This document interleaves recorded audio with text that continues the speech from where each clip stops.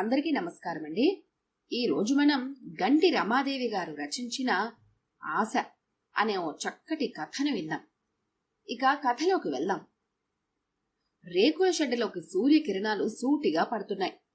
రేకులకున్న చిన్న చిన్న కన్నాల్లోంచి సున్నా సున్నాలుగా గొడౌనంతా విశాలమైన పొలంలో కాబూలి శనగల్లా అక్కడక్కడా చెదిరిపోయి కనిపిస్తున్నాయి. షెడ్డు లోపల పసుపు ఎరుపు కలిసిన రంగుల్లో కొన్ని వందల బెల్లపు ముద్దలు, పాత కుంచపు ఆకారాల్లో. ఓ మూల మినుముల బస్తాలు, ఇంకొక మూల పత్తి బేళ్లు. ఆ గొడౌన్లో అపర్ణ కూర్చొని ఉంది ఒక స్టూలు మీద. అపర్ణ కూర్చున్న ప్రదేశం గొడౌన్ తలుపులకు దగ్గరగా ఉంది. ఆమెను ఒక స్తంభానికి కట్టేస్తూ జనపనార తాళ్లు. తలుపు బయట ఏవో మాటలు. జాగ్రత్త, ఇదో మాయలమారి, మంత్రాల మరిడమ్మ, చీమను కూడా లోపలికి పోనీకు. వీళ్లకేవో శక్తులుంటాయి, ఆ శక్తితో తన వాళ్లను పిలిపించుకుంటారు. ఆ భయం లేదులే, ఎవరైనా వస్తే ముందు ఆలను వేసేసి ఆ తర్వాత దీన్నేహేస్తాం. ఆ ఇద్దరు అపర్ణకు దగ్గర బంధువులు, భర్త అన్నగార్లు. అపర్ణ స్పష్టంగా ఉన్న గొడవను వెలుగులో చూసింది ఆ దృశ్యం. ఆమె ఒళ్ళు అసహ్యంతో కంపించిపోయింది. బెల్లపు ముద్దల చుట్టూ వందల సంఖ్యలో బొద్దింకలు కింద కారిన బెల్లపు పాకాన్ని చప్పరిస్తున్నాయి. నిగనిగా మెరిసే రెక్కలతో, చారులు కలిగిన ముక్కులు, పొడవుగా మీసాలతో అసహ్యకరమైన ఆ జీవుల్ని చూస్తే అపర్ణకు ఒళ్ళు గగ్గురు పుడుస్తుంది. తదేకంగా చూస్తున్న అపర్ణ ఉలిక్కి పడింది. మండ్రగబ్బలంత తేళ్లు నెమ్మదిగా బెల్లపు అచ్చుల సంచు నుంచి బయటకొచ్చాయి. వడుపుగా తమ రంపపు పళ్లలాంటి నోటితో అందిన వాటిని పట్టి తీసుకుపోతున్నాయి. వాటి నోటిలో గిలగిల్లాడుతున్నాయి బొద్దింకలు. బొద్దింకల గుంపు చెదిరిపోయింది. రాత్రి తీసుకొచ్చి ఆ గొడౌన్లో కట్టేశారు. పున్నమి వరకు ఉంటే తను సామాన్యమైన మనిషిట, లేకపోతే మంత్రగత్తెట, చావకపోతే చంపేస్తారు. ఆ తర్వాత అపర్ణ బీకాం రిజల్ట్ వచ్చినప్పుడు ఎంతో సంతోషంగా గాలిలో తేలిపోయే ఆనందంతో ఉన్నప్పుడు ఆమె అన్న శ్రీనివాసు ఓ మాదిరిగా నవ్వాడు. నే పాస్ అయితే నీకు సంతోషంగా లేదా? లేకపోతే నీకున్న డిగ్రీ నాకు ఉందని అసూయపడుతున్నావా? అడిగింది అపర్ణ శ్రీనివాసుని.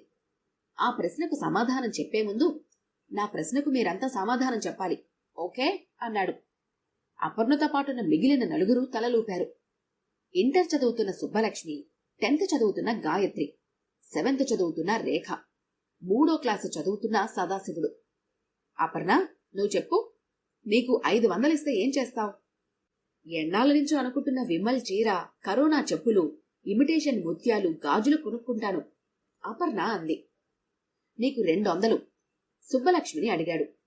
మేకప్ బాక్సు, నెయిల్ పెయింటు, రిబ్బన్లు, ఇంకా నీకు 100 గాయత్రి. పట్టు పరికిని నీకు 20 చిన్నదానివిగా రేఖ. ఉడిపి హోటల్లో 4 ఇడ్లీలు, రవ్వ దోశ, కాఫీ, పాలకోవాలు, బోలెడు. నువ్వురా ఆటలో అరటిపండు సదాశివ. మరి నాకెంతిస్తావు? సదాశివుడు అడిగాడు. 5 రూపాయలు. Cadbury chocolate 10. శ్రీనివాస్ అందరికేసి నవ్వుతూ చూసి అన్నాడు. నా దగ్గర ఒక్క కానీ లేదు, ఊరికే అన్నాను. మీకు తీరే కోరికలేమన్నా ఉన్నాయేమో అని. మీకులాగే నాకు తీరని కోరిక ఒకటుంది, ఉద్యోగం. నీకే కాదు, అమ్మకు నాన్నకి ఉన్నాయి తీరని కోరికలు. అపర్ణక్కయ్య పెళ్లి చెయ్యాలని గాయత్రి అమాయకంగా అంది. అందరూ నవ్వారు. అపర్ణ, అందుకే అలా నవ్వాను. మన జీవితంలో ఇవి తీరే కోరికలు కావు. ఎంచక్కా చిరంజీవి సినిమాకెడితే మన కోరికలన్నీ వాళ్ల ద్వారా చూసి సంతోషపడొచ్చు. అపర్ణ శ్రీనివాస్ మాటలో అర్థాన్ని గ్రహించగలిగింది. జీవితం మీద ఆసక్తి పోయిన ఆ సమయంలో మంచి సంబంధం వచ్చింది అపర్ణకు. పిల్లవాడు 5గురి అన్నదమ్ములలో ఆఖరివాడు. చేసేది వ్యవసాయం. అయితేనే బ్యాంకు మేనేజర్కొచ్చే నెలసరి ఆదాయం ఓ రోజులో సంపాదిస్తాడు. బంగారం పండే భూములు, పాడి, పశువులు, ట్రాక్టర్లు, నౌకర్లు, లంకంత ఇల్లు. నీ పిల్ల సుఖపడుతుంది. సంబంధం తెచ్చినాయన ఓదరగొట్టాడు అపర్ణ తండ్రిని. మరి కట్నం? సందేహంగా అడిగాడు అపర్ణ తండ్రి. ఒక్క పైసా అక్కర్లేదు. వాళ్ళకి చదువుకున్న పిల్ల, నాజుగ్గా ఎర్రగా ఉన్న పిల్ల కావాలట. అపర్ణ అన్ని విధాలా సరిపోతుంది. మరి సిరిసి అంటున్నారు, అదెక్కడో? నీ చాదస్తంగాని సిరిసి ఇండియాలోనే ఉంది, మహారాష్ట్రలో.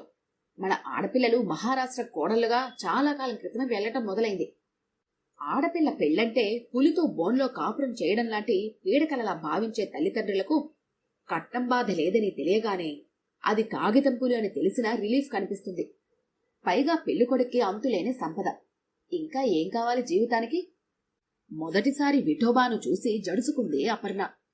ఆదిలాబాద్ అడవుల్లో అప్పుడప్పుడు దోసపాదులు పాడు చేస్తూ కనబడి ఎలుగుబంటిలా ఉన్నాడు. బాడీ రఫ్, మాట రఫ్, ప్రవర్తన రఫ్.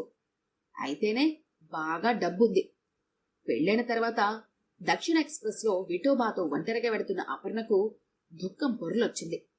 అన్నయ్య, అమ్మ, నాన్న, చెల్లాయిలు, తమ్ముడు, తనకిష్టమైన మారేడుపల్లి, సికింద్రాబాద్ స్టేషన్ ఇవన్నీ ఇక కనబడవు. ఆమె కన్నీటి తెర నీటి బిందువులుగా మారే లోపల రైలు కదిలింది. నిర్లిప్తంగా, నిరాసక్తంగా ప్రయాణం సాగించింది అపర్ణ. హింగల్ఘాట్ రైల్వే స్టేషన్లో దిగి బస్ స్టేషన్కి వెళ్లారు అపర్ణ, విఠోబా. సిరిసి వెళ్లే బస్ ఎక్కారు. కిక్కిరిసి ఉన్న ఆ బస్సులో అపర్ణ నిలబడే ప్రయాణం చేసింది చివరిదాకా. మధ్యాహ్నం అయింది సిరిసికి వచ్చేసరికి. అక్కడి నుండి రెండెడ్ల బండిలో ప్రయాణం. కనుచూపు మేర వరకు నరసంచారం లేదు. ప్రయాణపు మొత్తంలో పచ్చిమిర్చి, పత్తి, గోధుమలు, జొన్నలు, రాగులు, నీరుల్లి, శనగా పండే పంట పొలాలు ఇవే. విఠోబా పాక హోటల్ నుంచి టీ రొట్టె పట్టుకొచ్చాడు.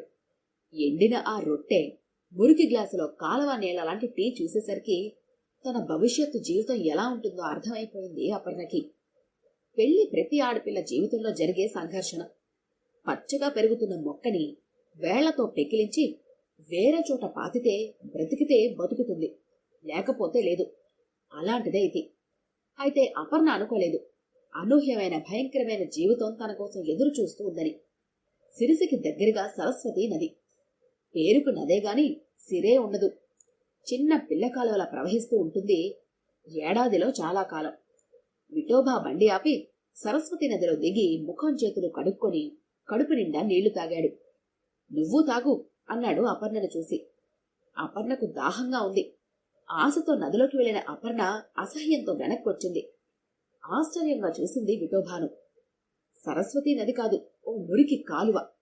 పశువులను కడుగుతున్నారు ఓ పక్క, బట్టలు తుకుతున్నారు చాకిరేవులో. ఈ నీళ్లు తాగి ఎలా బతుకుతున్నారు? ఉండబట్టలేక గట్టిగా అంది అపర్ణ. విఠోబా కొరడాతో కొట్టినట్టు చూశాడు. బండి దిగగానే ఓ మాదిరి స్వాగతం లభించింది అత్తగారింట్లో. అపర్ణ అత్తగారు రుక్కుబాయ్, విఠోబాకు తగ్గ పర్సనాలిటీ. తోడికోడలు సావిత్రి, హరిబాయి, నాంగర, శాంత అందరూ ఆ పరిసరాలకు సరిపోయేట్టే ఉన్నారు. రోజంతా ప్రయాణం చేసి వచ్చినా అపర్ణ వాళ్లకన్నా ఫ్రెష్గా, నీటుగా ఉంది. విఠోబా తల్లితో ఏదో అన్నాడు మరాఠీలో. ఆ అన్నారు విఠోబా వదినలు. అత్తగారు మరాఠీలో ఏదో కఠినంగా అంది. ఆమె కంఠం కర్ణ కఠోరంగా వినబడింది.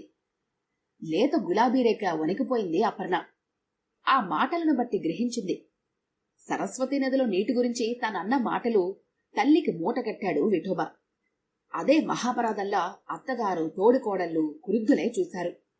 మరాఠీ మాటలకు అర్థం త్వరగా తెలిసింది. వాళ్ళంటున్న మరాఠీ మాటలకు అర్థం తర్వాత తెలిసింది. పొలంలో వేసి నాగలితో దున్నేయాలి దీన్ని అని. ఆ రాత్రి మొదటిసారి రుచి చూసింది సిరిసి భోజనం. తోలుపట్టాలాంటి రొట్టెలు, లైపిండి లాంటి ముద్ద, ఉల్లిపాయ, పచ్చిమిరపకాయలు, పెరుగు, మజ్జిగలాంటి పదాలు వాళ్ళెప్పుడూ వినలేదు. అపర్ణ కంటిలో నీరు గిర్రున తిరిగింది. అమ్మా, ఆకలి. నువ్వు అన్నం పెట్టేటప్పుడు నిన్ను ఏడిపించేదాన్ని. అది లేదని ఇది లేదని విసుక్కునేదాన్ని. ఇక్కడ అన్నమే లేదమ్మా. అపర్ణ గుండె నీరైపోయింది. ఇది ఈ ఒక్కరోజు కాదు, జీవితాంతం. ఆ రాత్రి మరింత భయంకరమైన అనుభవం రుచి చూసింది విఠోబా చేతిలో. విఠోబా ఆకారంలోనే ఎలుగుబంటి కాదు, ప్రవర్తనలో కూడా. స్పందన, అనుభూతి, సుఖస్పర్శ, మంచి మాట, తీయటి ఓదార్పు ఇలాంటివి ఉంటాయని అతనికి తెలిసినట్టు లేదు. తెల్లవారింది. తోడికోడళ్ళందరూ బట్టలు, అంట్లు తీసుకుని సరస్వతి నదికి వెళ్లారు. ఈ నీళ్లు త్రాగకండి, మీ పిల్లలకు పట్టకండి, దూడలకు కూడా. తోడికోడళ్లు కోపంగా చూశారు. పందికి పన్నీర్ స్నానం చేయిస్తానంటే గుర్రుమని తన నిరసన వ్యక్తం చేసినట్టు. ఆ తర్వాత 6 నెలల్లో సావిత్రి 5 ఏళ్ల కొడుకు కలరా వచ్చిపోయాడు. గేదెలు చూడువి 4 చచ్చిపోయాయి. ఉషా భర్తకు ధనుర్వాతం వచ్చి చచ్చినంత పనైంది. పండిన తాటిపండు మీద కాకి కూర్చుంటే అది కింద పడింది. కాకి ఎంతో సంతోషించింది, తన వల్లే తాటిపండు పండింది అని. అలాంటి కనెక్షన్ ఇచ్చేశారు అపర్ణ అత్తగారు మిగిలిన ఆడవాళ్లు. అది వచ్చిన తర్వాత అన్నీ అనర్థాలే. అపర్ణ మరీ ఒంటరిదైపోయింది. అమ్మ, అన్నయ్య, చెల్లెళ్ళు గుర్తుకొచ్చారు. నేను ఇంటికి వెళ్తాను, పంపించరు అడిగింది విఠోబాను. ఎందుకంత కంగారు, నిన్ను పాతి పెడతాను అన్నాడు మరాఠీలో. అప్పుడు పుట్టింది నందనవనంలో విషవృక్షం. అపర్ణ వచ్చినప్పటి నుండి ఆ ఇంటికి అరిష్టం పట్టిందట.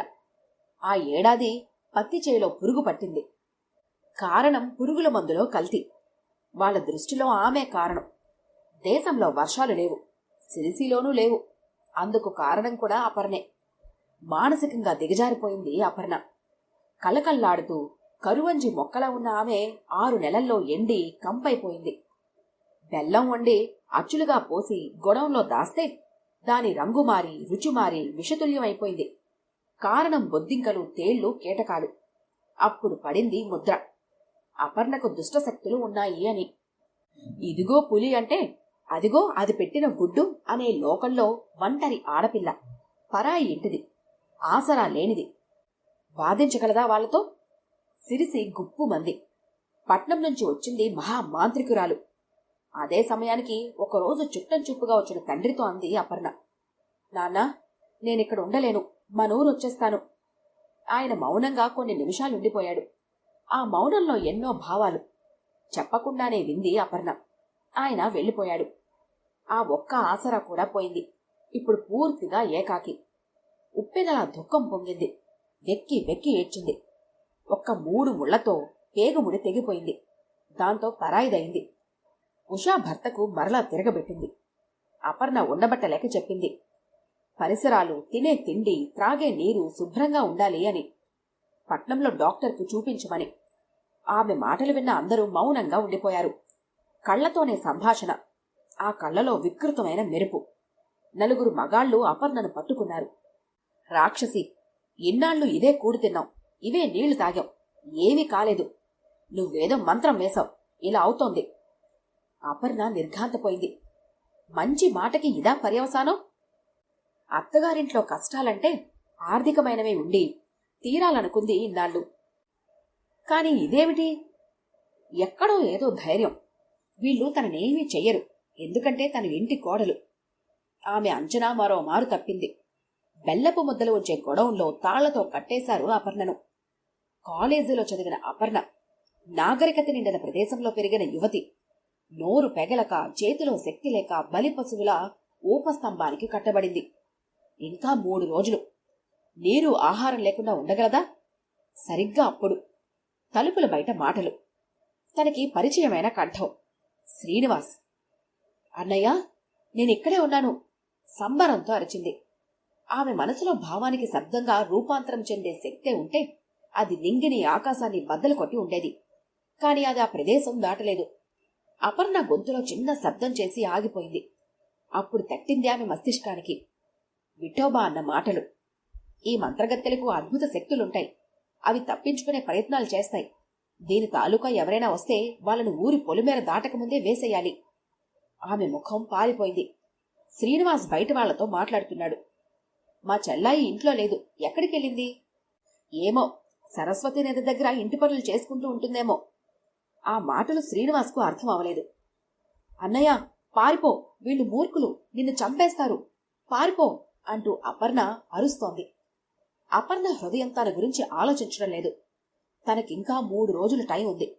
ఆమె దేవుణ్ణి ప్రార్థిస్తోంది, మా అన్నయ్యను రక్షించు. ఆమె ఇంకో రకంగా ప్రార్థిస్తే బావుండేది, భగవాన్, వీళ్లకు జ్ఞానోదయం కలిగించు అని. ఏది ఏమైనా ఇంకో 3 రోజుల్లో పౌర్ణమొస్తుంది.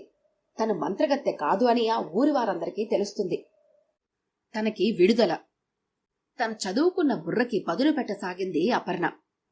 వాళ్లతో కలిసిపోయి, వాళ్లతో మంచిగా ఉంటూనే ఈ ఊరు నుంచి బయటపడి తన తలరాతను మార్చుకోవాలి అనుకుంది అపర్ణ. అది ఆ చీకటిలో ఓ సూర్యకిరణం లాంటి ఆశ. ఈ కథ కనుక మీకు నచ్చినట్లయితే లైక్ చేయండి, షేర్ చేయండి.